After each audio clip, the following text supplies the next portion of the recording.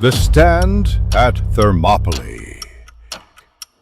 In 480 BCE, King Leonidas of Sparta and a small allied force held the narrow pass at Thermopylae against the vast Persian army of Xerxes.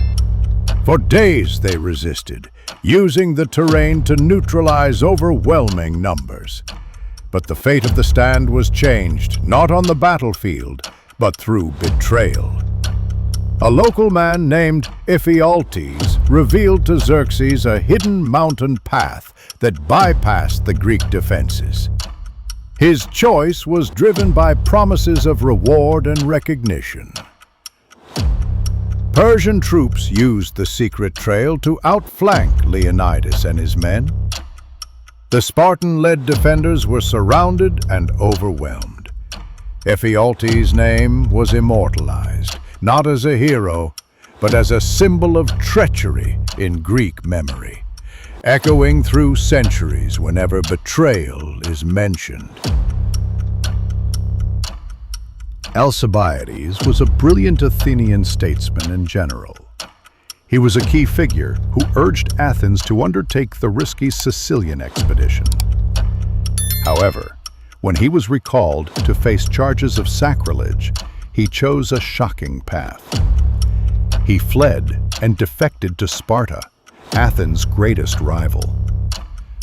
His advice helped the Spartans fortify a key position that choked Athens' resources and turned the tide of the Peloponnesian War.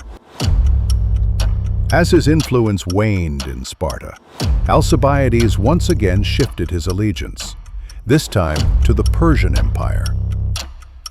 This continuous pattern of betrayal, from Athens to Sparta and then to Persia, reshaped the war. His name became a powerful symbol of how genius, ambition, and disloyalty can profoundly impact history, leaving behind a complex legacy that defies a single definition.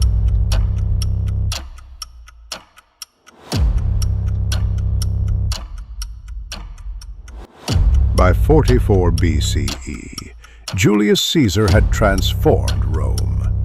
His reforms and extraordinary authority convinced many that the Republic was slipping into single-person rule.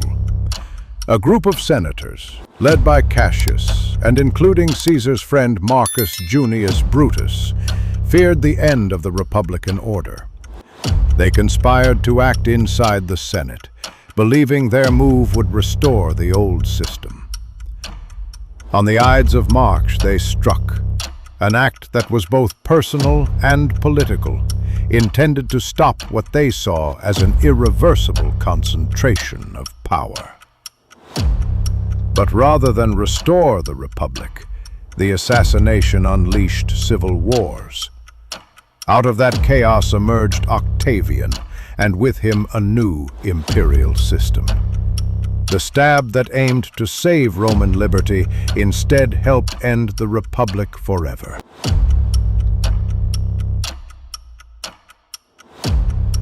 Benedict Arnold began as one of the Continental Army's most effective commanders, a battlefield hero at Saratoga whose leadership helped turn the tide. Yet after wounds, unpaid bills, perceived slights by his peers, and political frustrations, his loyalty frayed. Add the influence and contacts of his wife Peggy Shippen, and secret correspondence with British officers followed. Arnold's plan to hand over West Point was not a spur-of-the-moment betrayal, but the culmination of personal resentments and covert negotiations. The plot was uncovered when British Major John Andre was captured with correspondence that exposed the plan.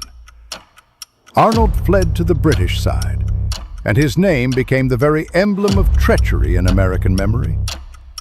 A cautionary tale about ambition, grievance, and consequence. Vidkun Quisling. Norway, World War II. In April 1940, Nazi Germany invaded Norway.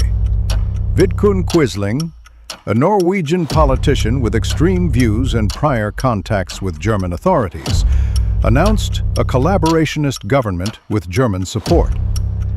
His actions were not a wartime battlefield choice, but a political collaboration that undermined Norwegian resistance and lent the occupiers a local veneer of authority. After the war, Quisling was tried and condemned. His name entered global vocabulary as a synonym for traitor. His case shows how collaboration in wartime produces consequences that echo far beyond a single government or a single decade.